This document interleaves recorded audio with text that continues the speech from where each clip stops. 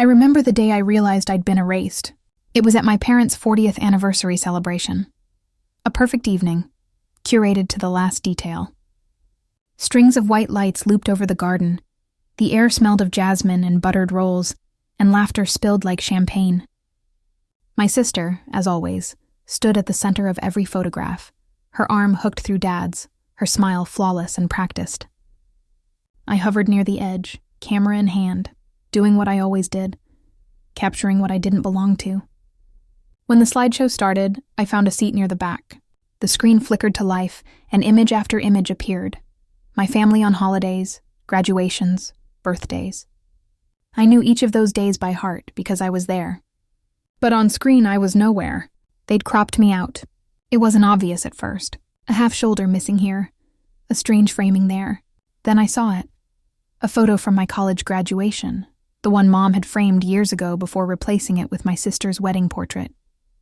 I'd stood right beside her that day, wearing the same gown, the same proud smile. But in this version, I was gone.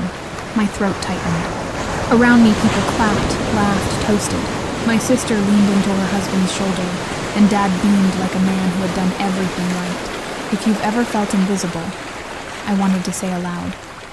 You know it doesn't happen all at once. It's a slow fading. After the applause, I slipped out to the hallway. The laughter from inside dulled behind the door, replaced by the hum of the refrigerator and the low buzz of the lights. I stared at the framed photos lining the wall, every family milestone, every smile rehearsed, and in each one I was further away. My phone buzzed. It was my cousin Lila. "You okay?" She texted. She'd noticed. She always did. "Yeah," I typed. Then deleted it. Then wrote, "They cropped me out." 3 dots appeared, then stopped, then appeared again.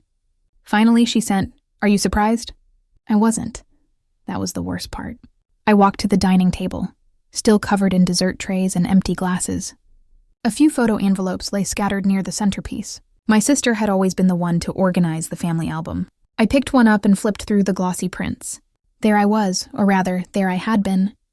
Each photo bore faint scissor marks, uneven edges where my outline once stood. They hadn't even done it digitally. It was physical, deliberate. The sound of footsteps made me freeze. Mom entered the room, still glowing from compliments, holding a flute of champagne. "Oh, there you are," she said, as if she'd been looking. "Everyone's asking where you disappeared to." "I didn't disappear," I said quietly. "You cropped me out." She blinked, confused, or pretending to be. "What are you talking about?" "The photos. All of them. I was there, Mom." Her face tightened, but only for a second. "Oh, honey, you're overthinking again. You know your sister handled the album. It's nothing personal." I stared at her. "That's the problem." "It never is." Her smile thinned. "Don't start this now. Not tonight." She placed the glass down, her voice dipping into that warning tone I'd known since childhood. The tone that said, behave or be blamed. "It's a celebration. Be happy for once." "I was," I said. "Until I saw what happiness looked like without me." She sighed. "You always make things so dramatic. Maybe if you'd been around more." "I was always around," I interrupted. "You just never saw me." The silence between us thickened. For a moment, I thought she might apologize, or at least pretend to. But instead, she lifted her glass again and said, "You're being sensitive," before walking away. I stood there long after she left, surrounded by smiling strangers frozen in frames that no longer told the truth. When I finally drove home, I couldn't bring myself to turn on the radio. The silence felt truer than anything music could cover. That night, I went through my own old photos, folders full of memories they didn't have access to. I found one from my sister's bridal shower, where she stood with her friends, champagne glass in hand, laughing. I had taken that photo too, but what they didn't know was that in the background, through the reflection of a mirror, my face appeared, clear, unedited, watching. The only untouched proof that I existed in their story. I stared at it for a long time. My hands stopped shaking. I didn't feel small anymore. I felt ready. If they wanted a family without me, then they would finally see what that really looked like, in full view, under their own lights, when the projector turned on again. The next morning, I woke up to messages from relatives who hadn't texted me in years. Most were shallow. So good to see everyone last night. But one from my Aunt Marianne read simply, "You look tired, sweetheart. Everything okay?" I stared at it for a long moment before replying. I wasn't even in half the photos, Aunt Marianne. The typing dots appeared, paused, vanished. Then her reply came. "Oh, I'm sure it was just the angle." It always was, wasn't it? The angle, the light, the timing, anything but intention. I spent the morning going through my digital folders, each photo opening like a door I'd once stood behind. There were hundreds of images, spanning years of birthdays, family trips, even simple dinners. Each one carried proof of my existence, but now I began to see how easily I'd been erased. Little things. Arms angled away, space left just wide enough to crop. Even my name had begun disappearing from captions. In one photo, Dad's 60th birthday, I'd baked the cake myself. But the version my sister posted online showed her lighting the candles instead. I'd been standing right beside her. My hand holding the lighter was cropped out mid-motion. I zoomed in on it until the pixels blurred. That was me. Half a gesture, half a person. By afternoon, I'd stopped crying. Something else took its place. A steadiness, almost clinical. I started organizing my evidence. Folders labeled originals and edited. Dates aligned. Patterns emerging. It wasn't about the photos anymore. It was about control. The story they wanted the world to see. That evening, I drove to my cousin Lila's apartment. She answered in pajamas, coffee mug in hand. "You look like you haven't blinked since yesterday," she said, letting me in. "I haven't," I said, dropping my laptop bag on her couch. She raised an eyebrow. "You're doing the thing again." "What thing?" "The forensic family analysis. Remember the Thanksgiving text chain incident?" "This isn't that." I opened the laptop and pulled up the folder. "Look." She leaned over the screen, her expression shifting from amusement to disbelief. "Holy," she covered her mouth. "They actually edited you out?" "Not all digital. Some are physical cuts, like they wanted it to be permanent." She scrolled silently for a while, her brow furrowed. "This isn't forgetfulness," she said finally. "It's rewriting," I nodded. And the funny thing, they probably thought I'd never notice, or that I'd let it slide because I always do. "What are you going to do?" I leaned back, staring at the ceiling. "Remind them that the story doesn't exist without me." Lila studied me, uncertain whether to be impressed or afraid. "That sounds dramatic." "Truth usually does," I said. She reached for her phone. "You know there's going to be another slideshow, right? The family reunion next weekend. They asked me to help collect photos." That got my attention. "Did they?" She nodded slowly. "I could slip in a few files." "No," I said. "I'll handle it myself." We spent the next few hours scanning through my old hard drive. That's when I found it. A folder from Dad's old camera labeled 2008, the kind he used before everyone switched to phones. I hadn't opened it in years. Inside were hundreds of untouched JPEGs, the kind that hadn't been filtered, cropped, or captioned. And there it was, the original of the anniversary photo that had started all this. Me standing in the center, not the edge, my arm linked through Dad's, my smile unforced, real. The family's positioning told a different story, one where I belonged. The cropped version they'd shown last night was more than just manipulation. It was revisionism. I stared at the photo, tracing the faint reflection of my face in Dad's watch. It caught the flash of the camera, a small glimmer no one else noticed. Proof that I was there, proof that memory itself could lie. Lila whispered, "You're not thinking what I think you're thinking." "I am," I said. "You'll ruin their little fairy tale." "Good," I said, closing the laptop. It's time they saw the original picture. That night, before bed, I printed the photo. The ink spread slowly across the paper, the image coming to life in silence. When it was done, I pinned it to the wall above my desk, the truth in full color. For the first time, it didn't hurt to look at it. It steadied me. Because erasure, I realized, only works when the erased forgets. And I hadn't. By the time the reunion weekend arrived, I had rehearsed my silence as carefully as they rehearsed their smiles. It wasn't about shouting or proving anything with words anymore. The proof lived in pixels and paper. Unedited, undeniable. The family estate looked the same as always. Manicured gardens, glass doors, laughter spilling from the patio. The kind of laughter that was loud enough to cover history. My sister's husband waved from across the lawn, his tie crooked, his drink steady. "You made it," he called, as if my absence had ever been voluntary. Mom appeared beside him, wearing her signature cream dress, the one that looked pure even when her tone didn't. "Darling," she said, air kissing my cheek. "We weren't sure you'd come." "I didn't want to miss the slideshow," I said. She blinked once, her smile flickering. Then she turned to greet someone else, pretending not to hear. Inside, the long table gleamed with glass and silver, a performance of unity. The framed photos on the mantel had changed again. New edits, new memories. I noticed one from my father's retirement party, the version they'd circulated online. My glass had been cropped out, my reflection erased from the background mirror. It was always the reflection they forgot to check. I took my seat at the end of the table, across from Lila, who gave me a small, nervous nod. I nodded back, the unspoken plan already in motion. My laptop sat quietly in my bag, ready. Dinner began like theater. Rehearsed compliments, predictable jokes. My sister's voice carried easily over the clinking cutlery. "It's just nice to have everyone here this time," she said, glancing at me with a smile sharp enough to cut. Everyone laughed politely. I smiled too. After dessert, Dad stood tapping his glass. "Before we wrap up," he said, "your sister put together another slideshow. 40 years of family, 40 years of love." Lila pressed play. The screen filled with the same polished story. Holidays, weddings, milestones. My sister's face glowing in every frame. My parents radiant beside her. Me, nowhere. The room hummed with nostalgia. I waited. And then, at the exact midpoint, the slideshow froze. A faint flicker, a pause. Then the next image appeared. The one they hadn't seen. The original. It filled the screen. My family, all of us together, untouched. Me in the center, my father's arm around my shoulder, my smile unposed. The cut lines were gone. The truth was whole again. A murmur rippled through the room. My mother's fork clattered onto her plate. My sister's face stiffened first, the color draining from her cheeks. "That's not," she began. "It is," I said quietly, standing.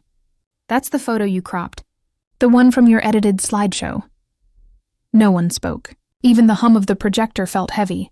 I walked closer to the screen, letting the image glow behind me. "You spent years deleting me. From pictures, from stories, from your memory. You called it family, but family doesn't edit its truth." Dad opened his mouth, but I didn't let him speak. "Do you know what's worse than being forgotten? Being erased on purpose." My voice didn't tremble. It didn't need to. The silence that followed was louder than anything I could have shouted. Mom's eyes darted toward the guests, the distant relatives, the friends, the witnesses. Her composure cracked just enough to reveal what she feared most: exposure. "This isn't the place," she hissed under her breath. "It's the perfect place," I said. "It's where you always showed your best selves. Now you can show the truth." The photo remained on the screen, my unedited existence, undeniable. Lila ended the slideshow. The lights came back on, pale and harsh. I looked around the table, at faces that had smiled through lies, at hands that had framed me out of their narrative. And I didn't feel anger, just relief. I gathered my things, feeling their silence follow me out the door. In the hallway, I paused beside a small mirror. My reflection stared back, steady, whole. For the first time in years, it felt like the picture matched the person. The days after the reunion passed in a quiet, deliberate kind of stillness. No one called. No one texted. The silence wasn't peace, it was strategy. I knew them too well. They were regrouping, rewriting, doing what they always did. Control the version of the story that left the house. By the third day, I saw the first attempt. My sister posted a new photo on social media, her standing beside my parents at the same table from that night. Different angle, tighter crop. The caption read, "Family, always honest, always united." I almost laughed. Honesty had never looked so edited. But it wasn't the lie that struck me. It was the fear behind it. The post was their way of reclaiming the frame. Pretend it never happened. Pretend I hadn't shown them the uncut truth in front of everyone. That's when I realized my story wasn't meant for them anymore.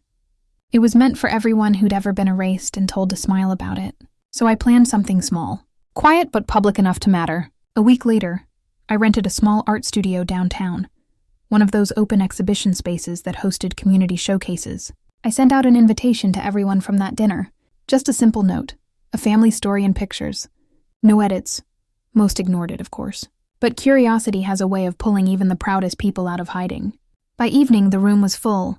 Neighbors, old family friends, and yes, my parents, standing stiffly near the door. My sister lingered behind them, sunglasses perched on her head like armor. The lights dimmed. The projector hummed to life. The first photo appeared. Our family portrait, whole. No filters, no crops, no revisions. Then another. And another. Each one carried a faint cut mark or a faint blur side by side with its untouched twin. I didn't narrate. I didn't accuse.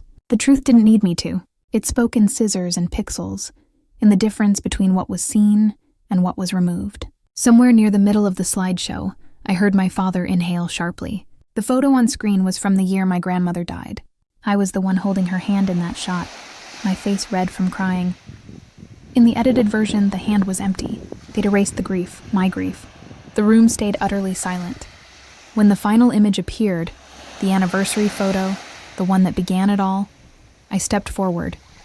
"This," I said softly, "is the real family album, the one that didn't need to be perfect to be true." Mom's eyes glistened, though whether from guilt or anger, I couldn't tell. My sister shifted uncomfortably, her jaw clenched. "You think this is justice?" she whispered as people began to murmur. I turned to her. "No," I said. "It's balance." She laughed once bitterly. "You humiliated us." "I showed you," I replied, "what it felt like to disappear."